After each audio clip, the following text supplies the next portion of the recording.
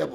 কোন ইমামকে, কোন মসজিদের মুতওয়াল্লি তুমি চলে যাও, আজ থেকে তোমার চাকরি নাই, একথা বলে বিদায় করে দিতে পারবে না। আত্মপক্ষ সমর্থনের সুযোগ দিতে হবে ইমাম সাহেবকে। তার বিরুদ্ধে কোনো অভিযোগ থাকলে এটা কমিটি গঠন করে দিবেন, ওনার আত্মপক্ষ সমর্থনের সুযোগ দিতে হবে। এরপরেই ইমাম সাহেব আমাদের এই নীতিমালার আলোকে তিনি কোর্টে বিচার চাইতে পারবেন। এবং যে সমস্ত মসজিদের আর্থিক অবস্থা ভালো, আমরা নীতিমালায় লিখে দিয়েছি ওনাকে একটা ভালো বেতন দিতে হবে, 2015 সালের স্কেল অনুযায়ী বেতন দিতে হবে, এবং ওনার জন্য থাকার, ওনার বিবি বাচ্চা নিয়ে মসজিদের কম্পাউন্ডে থাকার ব্যবস্থা করতে হবে, এবং ওনাকে 2 ঈদে 2টা বোনাস দেওয়ার আর্থিক যদি অবস্থা ভালো থাকে দিতে হবে। এরকম নীতিমালা আমরা করে যাচ্ছি। আমরা মনে করি বাংলাদেশের ইতিহাসে এটা মাইল ফলক হয়ে থাকবে। ওখানে যে ক্লজগুলো আছে, বিধিগুলো আছে, এগুলো আমরা ওলামাই কেরামদের সাথে, আইমে মাসাজিদের সাথে, ওলামা মশায়েখ আইমে পরিষদের সাথে, ওই শানে সাহাবা ইমাম পরিষদের, শানে সাহাবা আইমা পরিষদের সাথে বসে, আরও যে সমস্ত সংগঠন আছে ওনাদের নেতৃবৃন্দের সাথে বসে আমরা এটা ফাইনাল করে গেজেট হিসাবে প্রকাশ করব।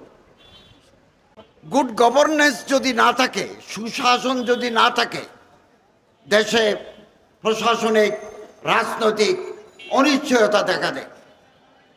এটা আমাদের প্রিয় মাতৃভূমি বাংলাদেশ। এই দেশকে আমরা প্রত্যেকে ভালোবাসি।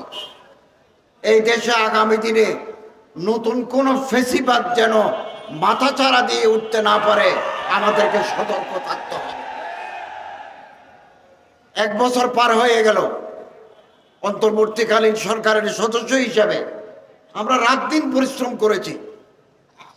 আমি আমার মন্ত্রণালয়ে বিভিন্ন উইঙ্গে রাত দিন পরিশ্রম করেছি এটা সুশাসন নিশ্চিত করার জন্য। আর কয় মাস যে বাকি আছে ওইটাও আমরা রাত দিন পরিশ্রম করে কাজ করে যাব। আগামী দিনে যারা জনগণের ম্যান্ডেট নিয়ে ভোট নিয়ে আসবেন তারা একটা সুন্দর ব্যবস্থাপনা তাদের জন্য আমরা রেখে যাব। আমি আপনাদের কাছে অনুরোধ করব, জুলাই বিপ্লবের মাধ্যমে আমাদের শিক্ষা নিতে হবে। 1 নম্বর শিক্ষা, জোর করে ক্ষমতায় থাকা যায় না। এটা জুলাই বিপ্লবের শিক্ষা। গুম, খুন, আয়নাগর করে হাজার হাজার মামলা দিয়ে জনগণকে চিরকালের জন্য দমিয়ে দাবিয়ে রাখা যায় না। বিদায় নিতে হয়, করুণ বিদায় পরিণতি হয়। এটাই জুলাই বিপ্লবের শিক্ষা। জুলাই বিপ্লবের আরেক শিক্ষা, এই যে সুযোগ এনে দিল, আজকে আমাদের মাননীয় প্রধান উপদেষ্টা মহোদয় ঘোষণা করেছেন ফেব্রুয়ারিতে নির্বাচন হবে, এবং আমরা চাই এই আগামী ফেব্রুয়ারি নির্বাচন হবে free, fair, impartial and inclusive, সুষ্ঠু, শান্ত, সমৃদ্ধ, এবং আমরা ইতিমধ্যে লেভেল প্লেইং ফিল্ড, প্রত্যেকের অধিকার, নির্বাচন করার যে অধিকার সুযোগ আমরা নিশ্চিত করব। আপনারা নির্বিঘ্নে আগামী ফেব্রুয়ারি মাসে ভোট দিতে পারবেন, এবং এই ভোট হবে দিনের আলোতে, রাতের আঁধারে নয়। এটা রিমার্কেবল ভোটিং সিস্টেম আগামীতে আমরা করব। কেউ যাতে বেশি শক্তি ব্যবহার করে ব্যালট বক্স ছিনতাই করতে না পারে, ওয়ার্ডে ওয়ার্ডে, গ্রামে গ্রামে আপনাদেরকে সতর্ক থাকতে হবে। আমরা চাই দেশের মানুষ যাদেরকে ভোট দিবেন তারাই ম্যান্ডেট প্রাপ্ত হয়ে আসবেন, আমরা তাদের হাতে ক্ষমতা হস্তান্তর করে দেব। মানুষের মধ্যে একটা ভুল ধারণা ছিল অনেকের মধ্যে যে অন্তর্বর্তীকালীন সরকার থেকে যাবে। আমরা প্রথম দিন থেকে প্রস্তুত ছিলাম যে একটা পরিবেশ, সাধারণত বিপ্লবের পরে আমাদের অর্থনীতি ছিল ভঙ্গুর। ব্যাংকের 80 ভাগ টাকা লুটেরা শক্তি লুট করে নিয়ে গেছে। 80% টাকা, ইন্স্যুরেন্সের টাকা নাই। ব্যাংকগুলো তারল্য সংকটে ব্যাংকগুলো মুমূর্ষু অবস্থা। আমরা যখন গত বছর 8ই জুলাই 8ই আগস্ট দায়িত্ব নিই, তখন ব্যাংকের রিজার্ভ ছিল $20 বিলিয়ন। এই 1 বছরের ভিতরে আমরা $31 বিলিয়ন রিজার্ভে মজুত রেখেছি এবং একটা সাউন্ড ইকোনমিক সিস্টেম আমরা দিয়ে যাচ্ছি। আইন শৃঙ্খলা পরিস্থিতি আমরা চেষ্টা করেছি। 16-17 বছরের জঞ্জাল 1 বছরে পরিষ্কার করা যায় না। একটা বিশেষ দল নিজেদের লোক ঢুকে দিচ্ছে সব জায়গায়, তারা প্রজাতন্ত্রের কর্মকর্তা কর্মচারী হয়ে গেছে, অন্য মানুষ আসতে পারে নাই। এগুলো পরিষ্কার করতে সময় লাগবে। আমরা আশাবাদী আগামী দিনে যারা আসবেন তারা জনগণের পালস অনুধাবন করে দেশকে উন্নতির পথে এগিয়ে নিয়ে যাবেন। আমি আপনাদের কাছে আহ্বান জানাবো, জুলাই বিপ্লব সুযোগ এনে দিয়েছে আলেমদের এক হতে হবে। ঐক্যই শক্তি, শক্তি শান্তি। এই সুযোগ 54 বছর আর আগে আসে নাই। এখানে কোনো মিথ্যা মামলা নাই, এখানে কোনো খুন গুম আয়নাগর নাই। আমরা একজন মানুষকে গুম করি নাই, আমরা ক্রস ফায়ার দিয়ে কিলিং আউটসাইড দি জুডিশিয়ারি আমরা করি নাই। আমরা স্বচ্ছতার সাথে রাষ্ট্র পরিচালনা করেছি। এটা এক বিশাল সুযোগ এনে দিয়েছে আলেম ওলামা যারা আদর্শকে পছন্দ করে, তারা একসাথে আসার একটা বিশাল সুযোগ আগামী দিনে তৈরি হয়েছে। এই সুযোগ যদি হাতছাড়া হয়ে যায়, আগামী 50 বছর আপনাদের পস্তাতে হবে। ত্যাগ স্বীকার করুন। এ ঐক্য পাকিস্তান হওয়ার পরে 1947 সনের পরে আলেম ওলামারা এক হয়েছেন 56 সনে। 52 দফা বিভিন্ন মতাদর্শের আলেম, বিভিন্ন মাকাতেবে ফিকির, ডিফারেন্ট স্কুল অফ থটের ওলামায়ে কেরাম 22 দফা 22 নেকাত 22 ডিমান্ড করে আলেমরা একটা ফর্মুলা দিয়েছিলেন। 56 সনের শাসনতন্ত্র রচিত হয়েছে। জাক ইস্কান্দার মির্জার কারণে, পাকিস্তানের সামরিক বাহিনীর কারণে সেটা সফল হয় নাই, কিন্তু আলেমরা এক হয়েছিলেন।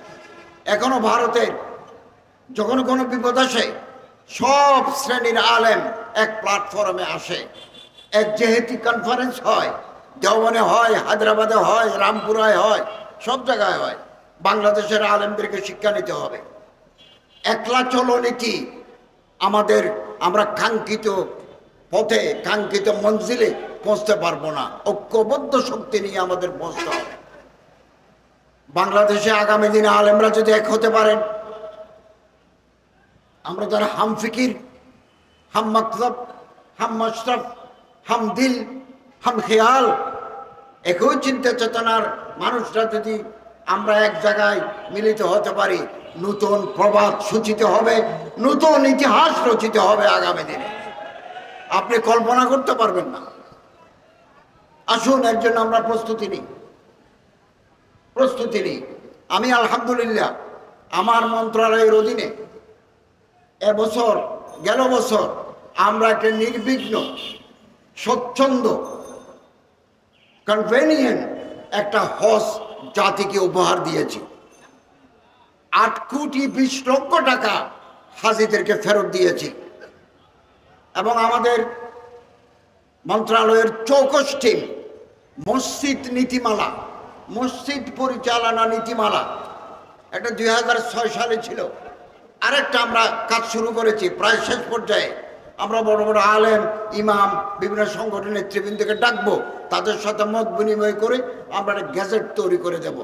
কোনো ইমামকে, কোনো মসজিদের মুতওয়াল্লি তুমি চলে যাও, আজ থেকে তোমার চাকরি নাই, একথা বলে বিদায় করে দিতে পারবে না। আত্মপক্ষ সমর্থনের সুযোগ দিতে হবে ইমাম সাহেবকে। তার বিরুদ্ধে কোনো অভিযোগ থাকলে এটা কমিটি গঠন করে দিবেন, ওনার আত্মপক্ষ সমর্থনের সুযোগ দিতে হবে। এরপরেই ইমাম সাহেব আমাদের এই নীতিমালার আলোকে তিনি কোর্টে বিচার চাইতে পারবেন। এবং যে সমস্ত মসজিদের আর্থিক অবস্থা ভালো, আমরা নীতিমালায় লিখে দিয়েছি ওনাকে একটা ভালো বেতন দিতে হবে। 2015 সালের স্কেল অনুযায়ী বেতন দিতে হবে এবং ওনার জন্য থাকার, ওনার বিবি বাচ্চা নিয়ে মসজিদের কম্পাউন্ডে থাকার ব্যবস্থা করতে হবে এবং ওনাকে 2 ঈদে 2টা বোনাস দেওয়ার আর্থিক যদি অবস্থা ভালো থাকে দিতে হবে। এরকম নীতিমালা আমরা করে যাচ্ছি। আমরা মনে করি বাংলাদেশের ইতিহাসে এটা মাইল ফলক হয়ে থাকবে। ওখানে যে ক্লজগুলো আছে, বিধিগুলো আছে, এগুলো আমরা ওলামাই কেরামদের সাথে, আইমে মাসাজিদের সাথে, ওলামা মশায়েখ আইমে পরিষদের সাথে, ওই শানে সাহাবা ইমাম পরিষদের, শানে সাহাবা আইমা পরিষদের সাথে বসে, আরও যে সমস্ত সংগঠন আছে ওনাদের নেতৃবৃন্দের সাথে বসে আমরা এটা ফাইনাল করে গেজেট হিসাবে প্রকাশ করব। ওয়াকফ প্রশাসনকে আমি নতুনভাবে সাজিয়েছি, খুব ভালো একজন অ্যাডমিনিস্ট্রেটর দিয়েছি। আমাদের হাজার হাজার ওয়াকফের জমি বেহাত যুগ যুগ ধরে রাজনৈতিক নেতা, রাজনৈতিক কর্মীরা খেয়ে ফেলেছে। আমি এগুলো উদ্ধারের কার্যক্রম শুরু করেছি। নওগাঁয় 52 বিঘা জমি ইতিমধ্যে আমরা উদ্ধার করে নিয়ে এসেছি, আরও কিছু উদ্ধার করব।